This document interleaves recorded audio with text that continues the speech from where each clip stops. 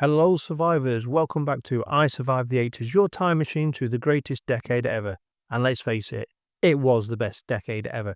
I'm Craig, and today we are rewinding to the first week of April 1981, a week when the UK music charts were bursting with energy, the cinemas were showing bold new films, and pop culture was right on the edge of a transformation. Let's start with the music, because in April 1981, the UK airwaves were buzzing. Shakin' Stevens was at number one with This Old House, a rock and roll throwback that had everybody dancing like it was the 1950s again.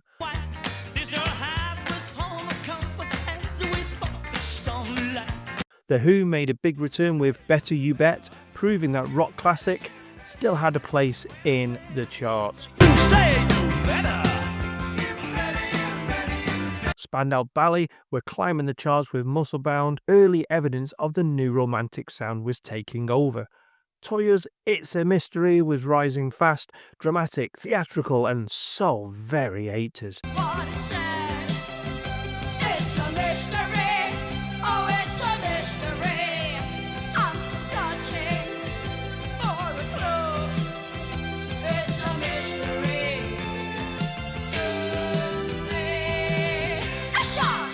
And we can't forget the lovely Kim Wilde, who burst onto the scene with her debut hit, Kids in America. It was catchy, it was confident, and it was loaded with synth pop energy. Looking out a dirty old window, down below the cars in the city go rushing by.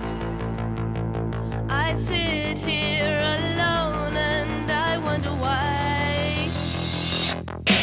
Friday night and everyone's moving. I can feel the heat, but it's soothing heading down. Phil Collins had released his debut solo album, Face Value, just weeks before, and In the Air Tonight was already becoming a legendary hit, especially that drum break.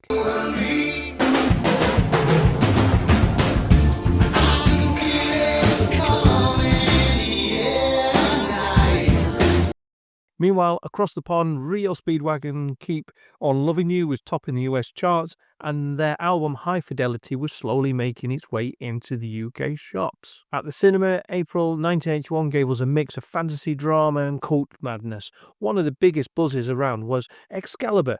Officially released in the UK on April the 10th, directed by John Boorman, it was a gritty, violent retelling of the King Arthur legend. I must have her. One night with her. Give birth to an empire. Behold the sword of power, Excalibur.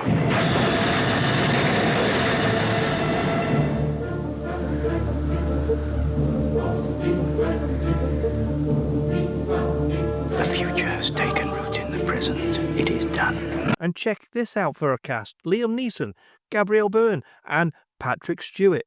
Make it so, number one. Make it so. Make it so. Make it so. Make it so. Make it so. Make it so. Make it so. Sir? Do it. Or before they became household names. Then there was Atlantic City, starring Burt Lancaster and Susan Sarandon. It was more of a critical hit than a box office smash, but it ended up with no less than 5 Oscar nominations. And how about this one? Night Riders. Not the one with Kit.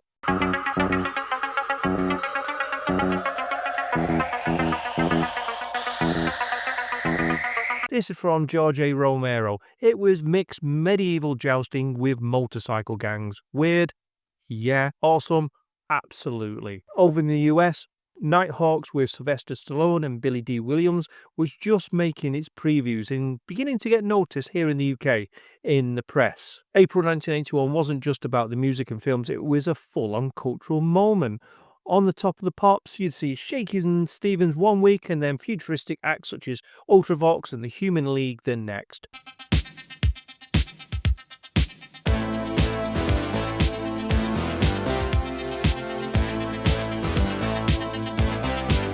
Smash Hits was the go-to source for lyrics and posters. Cutting them out for your folder was basically a rite of teenage passage. Cassette tapes ruled the world, and if you had a Sony Walkman, you were officially cooler than everyone else, especially if you had the matching foam ear pads.